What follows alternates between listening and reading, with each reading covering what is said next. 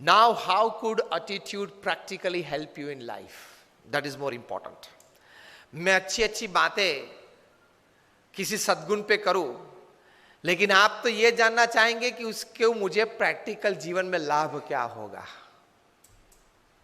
That is more important. मैं अच्छे अच्छे खाने की, भोजन की बातें आपको करूं कि गुलाब जामुन बनाए हैं, अच्छे परोठे बनाए हैं, सब्जी अच्छी है.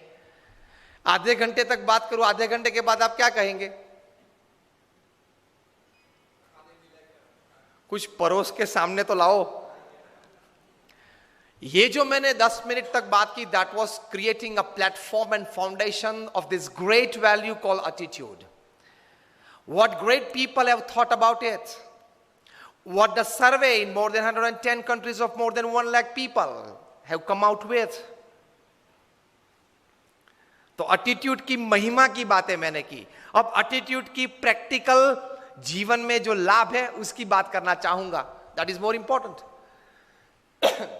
How actually practically it helps in your life.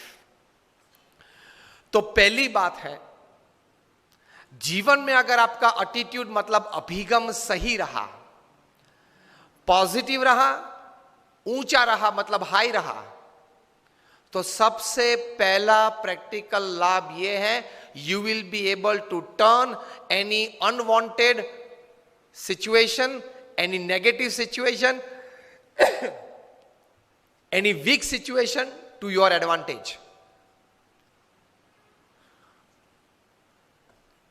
परिस्थिति जीवन में कोई भी बनी, you will be able to turn that situation to your advantage. ये सबसे बड़ा लाभ, प्रैक्टिकल लाभ एटीट्यूड का. क्योंकि जो परिस्थिति आपके जीवन में नहीं आई है, वो आप नहीं चाहते थे, लेकिन फिर भी बन गई, खड़ी हो गई. वो परिस्थिति तो जल्दी बदलेगी नहीं. बदलेगी, साल 2 साल लगते हैं, 5 साल 10 साल लग जाते हैं. Situations don't immediately change in life. To remain least affected by that situation, you need to create a defense system in your heart and your mind. That defense system is your attitude towards looking at that situation, towards taking that situation in your life. हम सब मच्छर को तो मार नहीं सकते हैं, all out जलानी पड़ती है और मॉस्किटो नेट डाल के सोना पड़ता है.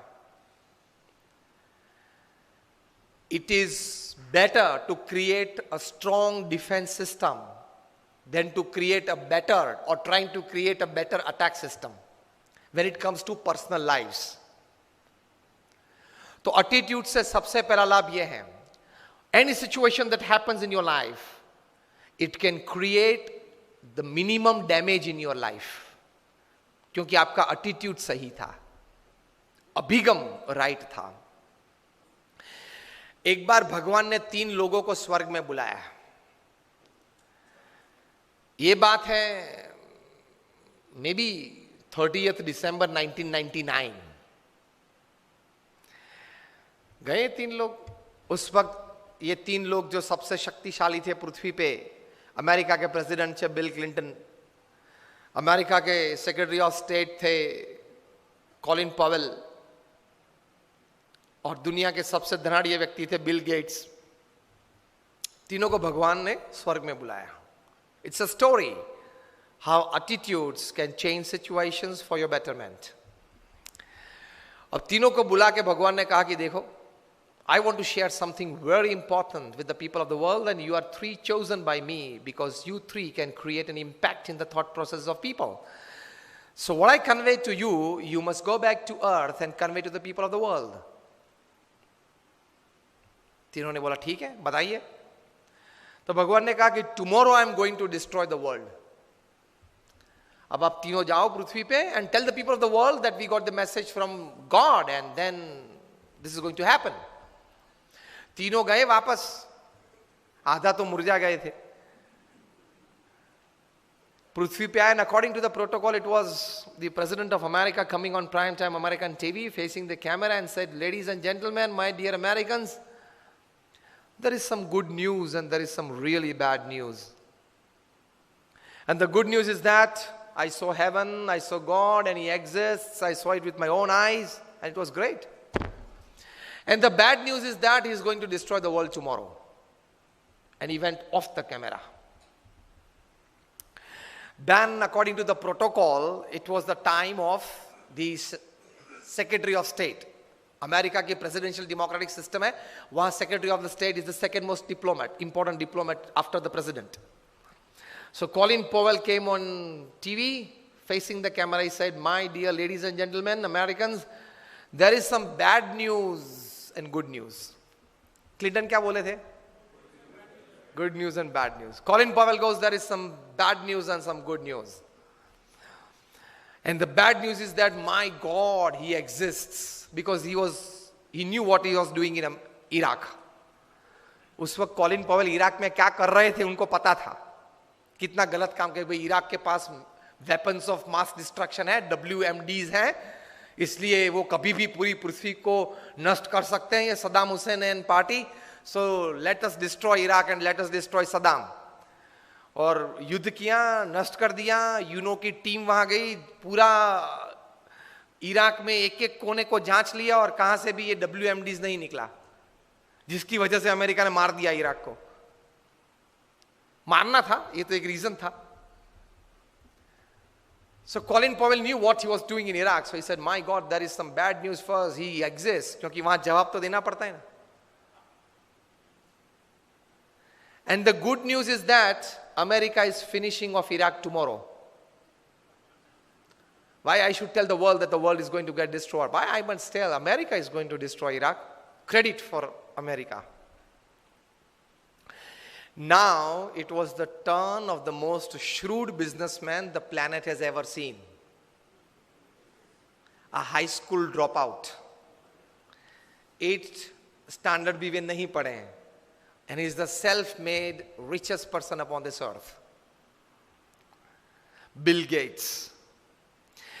He faced the camera and he said, "Ladies and gentlemen," with a smiling face and a big loud voice, "Ladies and gentlemen, my dear Americans, there is some good news and more good news." Attitudes कैसे हैं लोगों के. And he says, the good news is that I was chosen among the top 3 in the population of 6 billion by God Himself. It was like Oscar and Grammy. Out of the population of 6 billion, when He decided to choose only 3 people, I was one among them. See attitude. किस लिए बुलाया था वो कहने की जरूरत नहीं है. बुलाया था ना, किसने बुलाया था. Build up your own image. Simple. Turning any situation to your advantage if you have the right attitude. जो होने वाला है कल, वो तो होने वाला ही है, लेकिन जो होने वाला है उससे आज आप अपनी प्रतिष्ठा, अपनी व्यवस्थाएं, अपने मकसद जो तैयार किए हैं, वहां किस प्रकार के एडवांटेज आप ला सकते हो. So Bill Gates goes, "There is some good news that I was chosen among the top 3 by none other than God Himself." And the more good news is Microsoft is solving the Y2K problem tomorrow.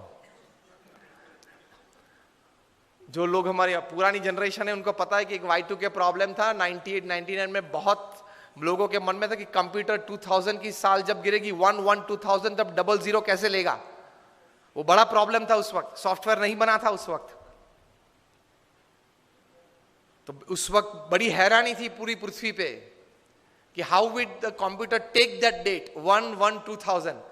पिछले 2 zero लेता नहीं था computer, एक ही zero लेता था. 8080 9090